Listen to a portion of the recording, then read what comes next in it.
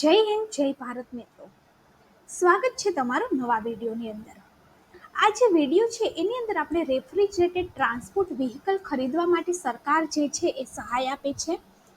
તો આ transport vehicle ખરીદવા માટે તમારે કઈ રીતે અરજી કરવાની છે અને આની અંદર કોણ કોણ પાત્રતા ધરાવે છે એ બધી જ ચર્ચા આપણા વિડીયોની અંદર કરવાના છીએ. તો વિડીયોને અંત સુધી જોજો અને જો ચેનલની અંદર નવા છો તો ચેનલને સબસ્ક્રાઇબ કરી દેજો.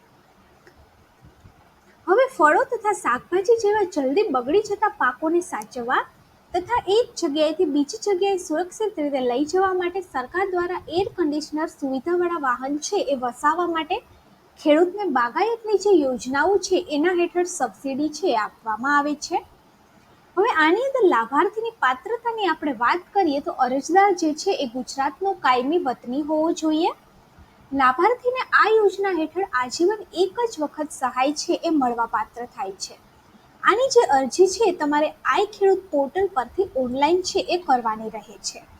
હવે આની અંદર જરૂરી દસ્તાવેજોની આપણે વાત કરીએ તો અરજીની સાથે તમારે જાતિનો દાખલો, જો જાતિનો દાખલો તમને લાગુ પડતો હોય તો આની અંદર જોડવાનો હોય છે.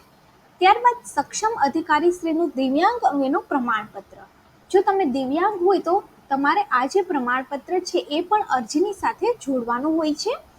ત્યારબાદ અરજદારના જમીનની વિગત, 7-12 તથા 8 આની નકલ. ત્યારબાદ અરજદારનો આધાર કાર્ડ, બેંક પાસબુકની નકલ અને રદ કરાયેલો ચેક, વન અધિકાર પત્ર ધરાવતા હોય તો તેની નકલ, આ જો લાગુ પડતું હોય તો જોડવાનું છે. ત્યારબાદ બેંક લોન મંજૂરી પત્ર.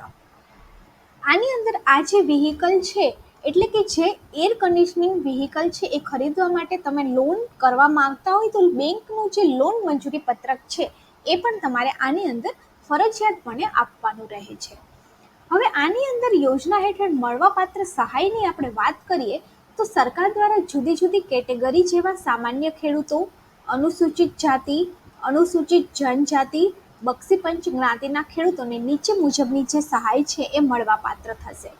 આની અંદર કુલ 9 મેટ્રિક ટન સંગ્રહ કરવાની ક્ષમતાવાળા કુલિંગ વાહન છે એ ખરીદવા માટે 26 લાખ રૂપિયા સુધીની સબસિડી છે આપવામાં આવે છે. એટલે કે તમે એવું એર કન્ડિશનિંગ વાહન ખરીદો કે જેની ક્ષમતા 9 મેટ્રિક ટન, 9 મેટ્રિક ટન એટલે કે 9000 કિલો, એટલી જો ક્ષમતાવાળું તમે વાહન ખરીદો છો તો તમને 26 લાખ રૂપિયા સુધીની સબસિડી છે આની અંદર મળે છે.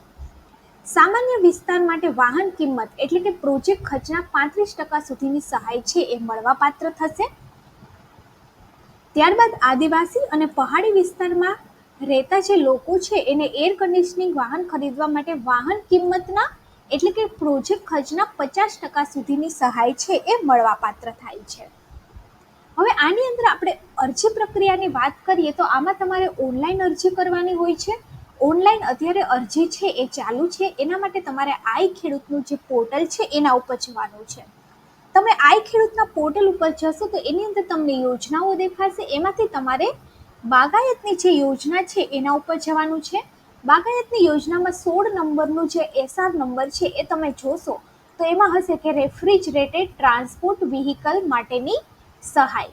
તો તમારે એના ઉપર ક્લિક કરવાનું છે. જેવું તમે એના ઉપર ક્લિક કરશો એવું આ એક પેજ ઓપન થશે. એની અંદર તમે જોઈ શકો છો રેફ્રિજરેટેડ ટ્રાન્સપોર્ટ વ્હીકલ ખરીદવા માટેની સહાયનું ધોરણ.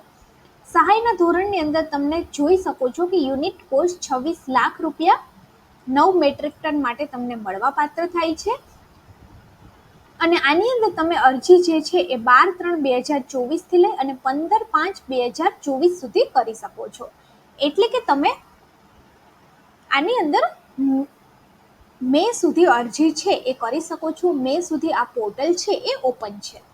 હવે જેવું તમે અરજી કરો ઉપર ક્લિક કરશો એવું તમને અરજદારની વિગત પૂછશે. અરજદારની વિગતમાં તમારું નામ, પિતા અથવા તો પતિનું નામ, તમારી સરનેમ, ત્યારબાદ તમારો જિલ્લો અહીંયાથી ઓપમેળે આવી જશે, તમારો તાલુકો, તમારું ગામ, ત્યારબાદ સરનામું, પિનકોડ, તમારી જાતિ, ઈમેલ, ખેડૂતનો પ્રકાર, આની અંદર તમે નાના ખેડૂત છો, સીમાંત ખેડૂત છો કે મોટા ખેડૂત છો, મોબાઈલ નંબર, ત્યારબાદ તમારે આ આધાર નંબર આપવાનો છે અહીંયા પર. અને ત્યારબાદ આગળ વધશો તો આની અંદર તમારા બેંકની વિગતો તમને પૂછશે. બેંકની વિગતની અંદર તમારો IFSC કોડ, બેંકનું નામ, બેંક કયા જિલ્લામાં આવેલી છે, બ્રાન્ચ કઈ છે, ખાતા નંબર શું છે, ખાતા નંબરને ફરી બીજી વાર નાખવાના છે કન્ફર્મ કરવા માટે, અરજદારનું નામ અને અરજદારનું સરનામું બેંક પ્રમાણે. આટલી વિગતો છે બેંકની વિગતમાં. અને રેશન કાર્ડની વિગતની અંદર તમે તમારો રેશન કાર્ડ નંબર નાખશો એટલે તમારી વિગત અહીંયા ઉપર આવી જશે. અને બેંક લોનની તારીખ, એટલે કે તમે આ વ્હીકલ લેવા માટે જે બેંકમાંથી લોન કરેલી છે અથવા તો લોન માટેનું જે પત્રક લીધેલું છે એની તારીખ અહીંયા લખવાની છે. અને ત્યારબાદ તમારે અરજી સેવ કરી અને સબમિટ કરી દેવાની છે. તો તમારી જે અરજી છે એ સબમિટ થઈ જશે. અને ઘણા બધા લોકોની કમેન્ટ હતી, કૃતિકા યોજના છે એની અંદર અરજી કઈ રીતે કરવાની છે, કે જેની અંદર મહિલા વૃત્તિકાની અંદર મહિલાઓને રોજનું 250 રૂપિયાનું સ્ટાઇફન મળે છે. તો સેમ એની અરજી પણ આવી જ રીતે કરવાની છે. આઈ ખેડૂત પોર્ટલ ઉપર જશો તો બાગાયતી યોજનામાં તમારે ક્લિક કરી અને આવું જ સેમ ફોર્મ હશે એ તમારે ભરી દેવાનું છે અને ત્યારબાદ સબમિટ કરી દેવાનું છે. આ ફોર્મ ભરવા માટે કંઈ પણ પૈસા છે તમારે આપવાના થતા નથી. ફોર્મ જે છે એ ફ્રી ઓફ કોસ્ટ હોય છે. તો આ જે અરજી છે એ મે સુધી થાય છે. તો વિડીયો જો સારો લાગ્યો તો વિડીયોને લાઇક કરી દેજો અને વિડીયોને બીજા લોકો સુધી પણ શેર કરજો, એટલે જે પણ લોકો આવું જે વ્હીકલ વસાવવા માંગે છે એ સબસિડી પાત્ર છે એની અંદરથી લઈ શકે.